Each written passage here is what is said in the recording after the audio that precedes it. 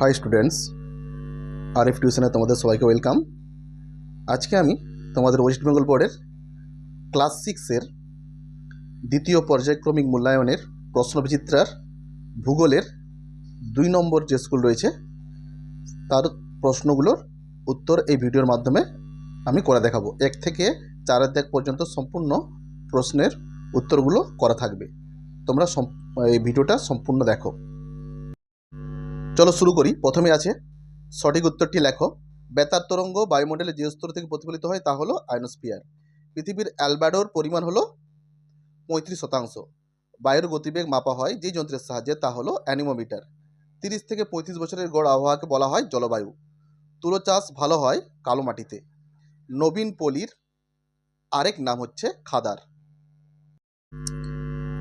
এর পরেরটা দেখো, শ্বাসমূল দেখা যায় ম্যানগ্রোভ উদ্ভিদে। 8এরটা দেখো, আম গাছ কি জাতীয় অরণ্যের উদ্ভিদ? ক্রান্তীয় পাতাঝরা অরণ্য। শূন্যস্থান পূরণ করো। একটি অভয়ারণ্যের উদাহরণ হলো জলদাপাড়া অভয়ারণ্য। 10এরটা, ভারতে পশ্চিমী ঝঞ্ঝা দেখা যায় শীত ঋতুতে। 11এরটা, লু দেখা যায় গ্রীষ্মকালে, এটা শুদ্ধ। তারপর শুদ্ধ অশুদ্ধ লেখো। সংরক্ষিত অরণ্যে শিকার, পশুচারণ ও অন্যান্য ক্রিয়াকলাপ নিষিদ্ধ, এটাও শুদ্ধ। এরপরের দেখো 2 দাগের প্রশ্নের উত্তরগুলো। আন্টার্কটিকার সর্বোচ্চ শৃঙ্গের নাম ভিনসন ম্যাসিভ। 2এরটা, আন্টার্কটিকার তথা পৃথিবীর দীর্ঘতম হিমবাহের নাম কি? না ল্যাম্বার্ট হিমবাহ। 3এরটা, পৃথিবীর সর্বাধিক বৃষ্টিবহুল স্থানের নাম কি? না মৌসিনরাম। 4এরটা দেখো, ভারতের থর মরুভূমির নাম লেখো। ভারতের মরুভূমির নাম লেখো, এটা থর মরুভূমি হবে। ভারতের ম্যানগ্রোভ অরণ্য কোথায় কোথায় দেখা যায়? এটা হচ্ছে সুন্দরবন। তারপরেরটা দেখো, ফণিমনসা কি ধরনের উদ্ভিদ? ক্যাকটাস। 7এরটা, ম্যালেরিয়া ঔষধ কুইনাইন কোন গাছ থেকে তৈরি হয়? সিনকোনা গাছের ছাল। তারপরেরটা দেখো, রেসারপিন কোন গাছ থেকে তৈরি হয়? সর্পগন্ধা গাছের মূল। তারপরটা দেখো, ক্ষুদ্রতম মহাদেশের নাম কি? ওসিয়ানিয়া। তারপরটা দেখো, কোন অসুখ সারাতে তুলসী পাতা খাওয়া হয়? সর্দি ও কাশি। এরপরের দেখো, আবহাওয়া জলবায়ুর পার্থক্য লেখো। দেখো দেওয়া আছে আবহাওয়া আর জলবায়ুর পার্থক্য। কোনো নির্দিষ্ট স্থানের বায়ুমণ্ডলের সাময়িক অবস্থা, আর এটা হচ্ছে কোনো অঞ্চলের প্রায় 30 থেকে 35 বছরের আবহাওয়ার গড় অবস্থা। এবার কি না, এটি দ্রুত পরিবর্তন হতে পারে। আর জলবায়ু এটি দীর্ঘ সময়ে আগে পরিবর্তিত হয় না। স্থান, তারপর দেখো আবহাওয়ার এটি অল্প জায়গায় ক্ষেত্রে ভিন্ন হতে পারে। জলবায়ু কি? এটি বিস্তীর্ণ অঞ্চলের ক্ষেত্রে একই থাকে। 3এর দাগের 2এরটা দেখো, ইনসোলেশন কাকে বলে? সূর্য থেকে যে তাপশক্তি ক্ষুদ্র তরঙ্গরূপে পৃথিবীতে এসে পৌঁছায় এবং পৃথিবীকে উত্তপ্ত করে তাকে আগমনী সৌরবিকিরণ বা ইনসোলেশন বলে। 3এরটা দেখো, বায়ুর আর্দ্রতা কাকে বলে? নির্দিষ্ট উষ্ণতায় বায়ুর মধ্যে যে পরিমাণ জলীয় বাষ্প মিশে থাকে তাকে ওই বায়ুর আর্দ্রতা বলা হয়। হাইগ্রোমিটার যন্ত্রের সাহায্যে এটি পরিমাপ করা হয়। তারপরটা দেখো 3-এর 4, ল্যাটেরাইট মাটি সম্পর্কে যা জানে লেখো। ল্যাটেরাইট মাটি প্রধানত অতিরিক্ত উত্তাপ ও বৃষ্টিপাতযুক্ত অঞ্চলে দেখা যায়। এই মাটির বৈশিষ্ট্যগুলি হলো, দেখো লিখে দেওয়া আছে। রং কীরকম হয়, উর্বরতা, অবস্থান, এগুলো লিখে নেবে তোমরা। আর 5টা দেখো, কোন কোন বিষয়ের উপর নির্ভর করে মাটি তৈরি হয়। এখানে দেওয়া আছে 5টা দেখো, মূল শিলা, জলবায়ু, ভূপ্রকৃতি, জৈব পদার্থ ও সময়। এগুলো যে লেখা আছে সাইডে পয়েন্ট করে, এগুলো তোমরা লিখে নিও।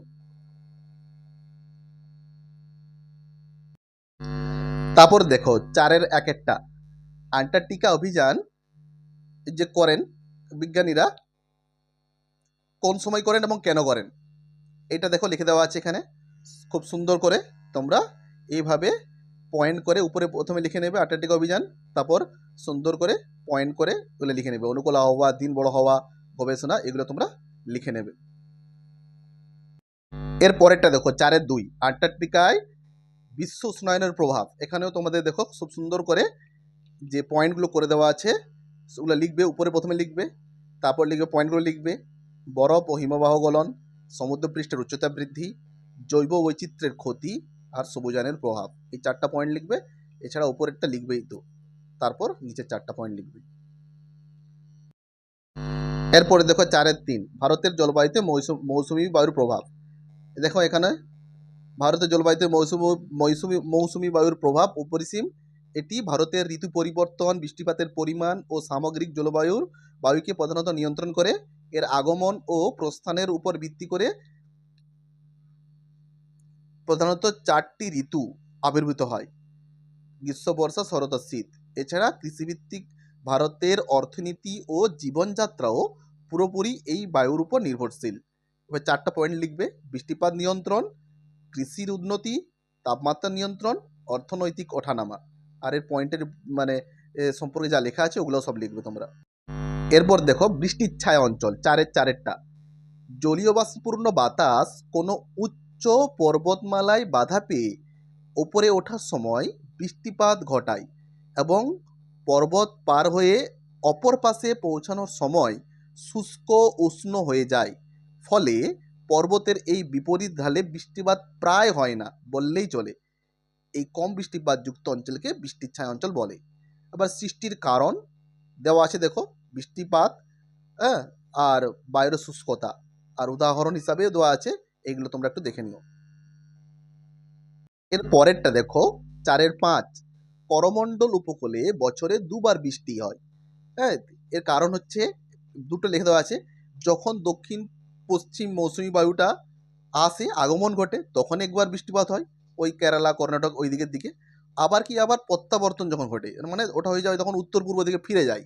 হ্যাঁ, উত্তর পূর্ব দিক থেকে আবার যখন ফিরে যায় তখন আবার সেইখানে কেরালা কর্ণাটকের দিকে ওই করমণ্ডল উপকূলে বৃষ্টিপাত ঘটায়। এই জন্য ওই এলাকাটায় বছরে 2বার বৃষ্টিপাত হয়। এখানে সুন্দরভাবে লিখে দেওয়া আছে, মানে তোমরা এটা লিখে দেওয়া আছে, তোমরা সুন্দরভাবে লিখে নিও।